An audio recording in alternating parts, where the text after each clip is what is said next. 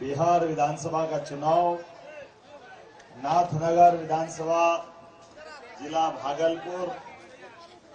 आज की सभा में अभी जिनने हमारे बीच विस्तार से भाषण दिया, आपके पूर्व सांसद और भाजपा के हमारे बड़े नेता, पूर्व केंद्रीय मंत्री मित्र, हमारे लंबे समय के साथी श्रीमान शहनवाज हुसैन जी, जोरदार अभिनंदन करें शहनवाज हुसैन जी का भी।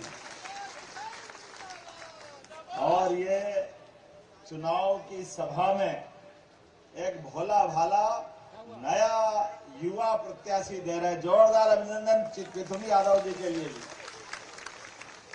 मंच पर विराजमान जिला अध्यक्ष संतोष साहू जी, प्रदेश मंत्री अनिल ठाकुर जी, जेडीयू के जिला अध्यक्ष विपिन बिहारी जी, लोक जनशक्ति पार्टी के जिला अध्यक्ष सुबोध पासवान जी, मंच पर विराजमान सारे वरिष्ठ नेतागण, और मैं बाबा महाकाल की नगरी से मध्य प्रदेश से आकर आपको दोनों हाथ जोड़ के सबको प्रणाम करता हूं, आपका अभिनंदन करता हूं। और जिस प्रकार का समय चल रहा है, बड़ा मजा भी आ रहा है, अच्छा भी लग रहा है। अपनी आंखों के सामने बदलते दौर में जिस प्रकार से देश करवट बदल रहा है, यशस्वी प्रधानमंत्री के नेतृत्व में हमारा देश बदल रहा है। और 2005 के बाद से नीतीश कुमार जी के साथ भी बिहार ने अपनी करवट बदली है। विकास के मामले में जिस प्रकार का समय चल रहा है, वास्तव में ये तो अंग प्रदेश का हिस्सा है। इसको कहते हैं अंग प्रदेश।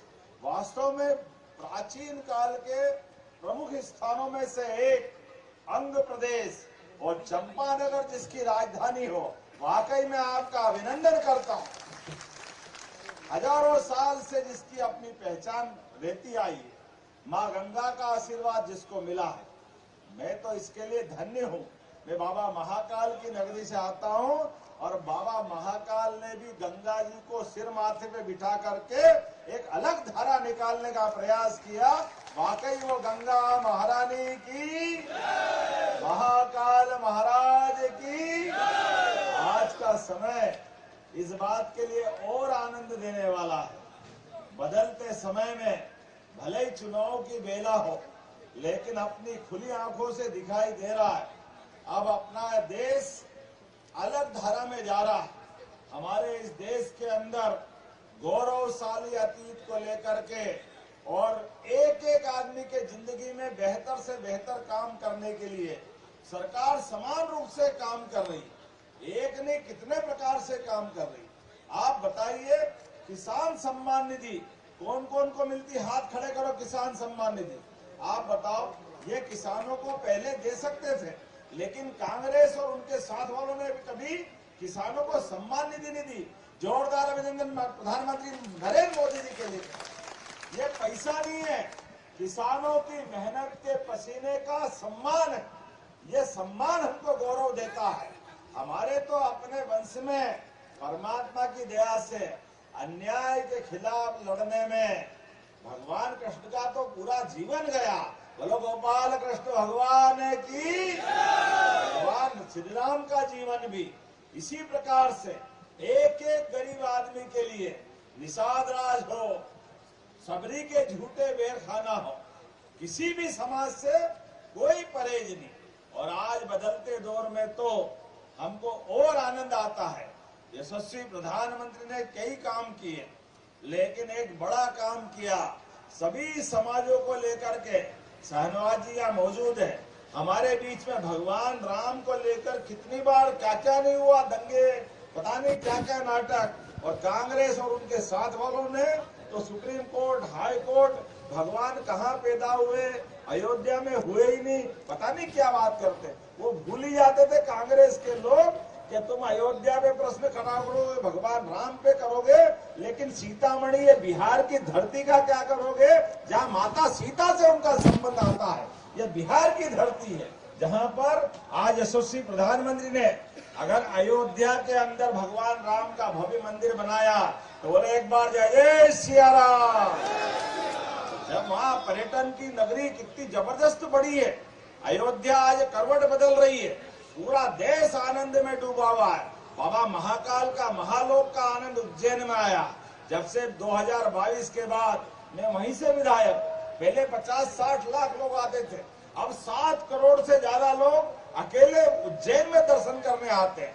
जब महाकाल का आनंद आ गया, काशी विश्वनाथ का आनंद आ गया, अयोध्या में भगवान राम के जन्म स्थान का आनंद आ गया, तो हमारी सीता माता का भी बिहार में भव्य तीर्थ मनेगा। जोरदार अभिनंदन माता सीता मैया के लिए।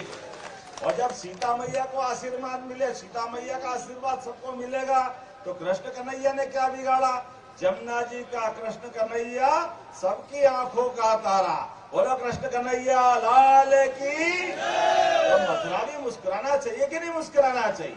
जब अयोध्या में भगवान राम मुस्कुरा रहे, बाबा महाकाल का आनंद आ रहा है, काशी विश्वनाथ का आनंद आया, तो ये सांस्कृतिक राष्ट्रवाद के आधार पर सभी प्रकार के धर्मों का सम्मान करते हुए धार्मिक पर्यटन भी बढ़े और जनता के जीवन में भी कल्याण हो, इसलिए एक एक प्रकार की योजना सारी क्षेत्रों में माननीय मोदी जी और नीतीश कुमार जी के नेतृत्व में गाड़ी बढ़ रही है। और यहाँ मुझे बताया गया, इस विधानसभा में नाथनगर में 1963 में चुनचुनलाल यादव जी विधायक थे कि नहीं थे? जोरदार अभिनंदन करो हमारे बीच। आज हमारा नया नौजवान फिर एक बार आगे बढ़ रहा है। और ये मिथुन भाई, हेलीकॉप्टर कमाल है, तुम्हारा चुनाव चिन्ह हेलीकॉप्टर, और मैं खुद हेलीकॉप्टर से आपके साथ विजय की कामना करने के लिए आया।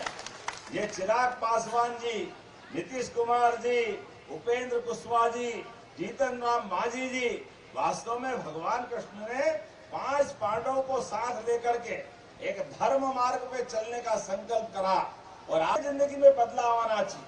आपके इस भाई ने भी, मैं मध्य प्रदेश से आता हूँ, उज्जैन से आता हूँ, जहाँ भगवान कृष्ण ने कंस को मारने के बाद सबसे पहले आप सब भी सबक लेना कि परिवार में बच्चे बड़े सब याद रखना, बच्चों को आगे बढ़ाना, खूब पढ़ाना लिखाना, उनको आगे बढ़ते हुए देखते पूरा परिवार का वंश आगे बढ़ता है।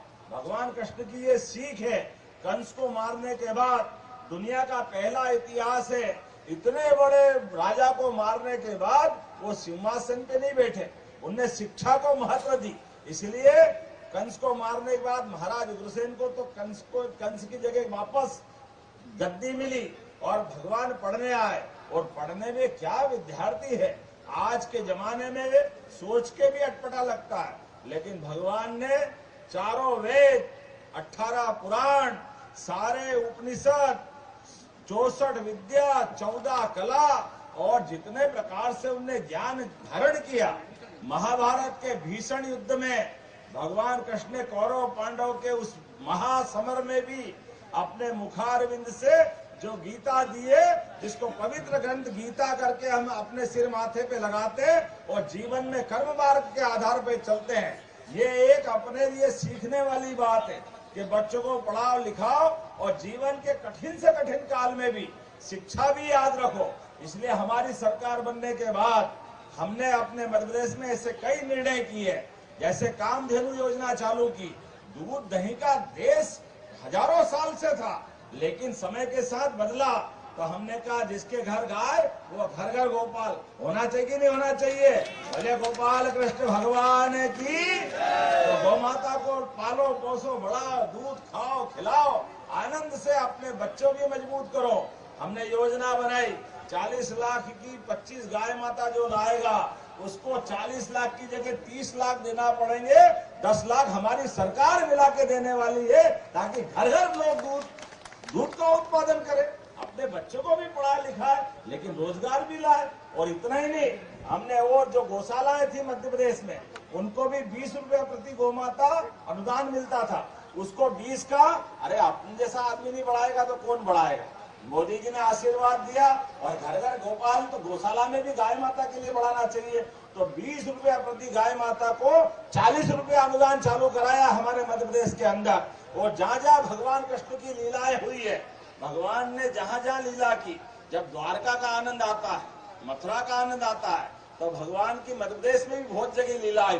तो हमारी सरकार बनने के बाद उज्जैन में जहां सांदीपनी आश्रम में भगवान ने शिक्षा ग्रहण की, उसको भी तीर्थ बना रहा है। ऐसे कई स्थान जहाँ कृष्ण सुदामा की दोस्ती हुई, वो भी देवस्थान अच्छा करने वाले हैं। जहाँ परशुराम जी ने भगवान कृष्ण को आशीर्वाद दिया, उस स्थान को भी देवस्थान के नाते से अच्छा बना रहे हैं। तो ये सिलसिला चलना चाहिए कि नहीं चलना चाहिए?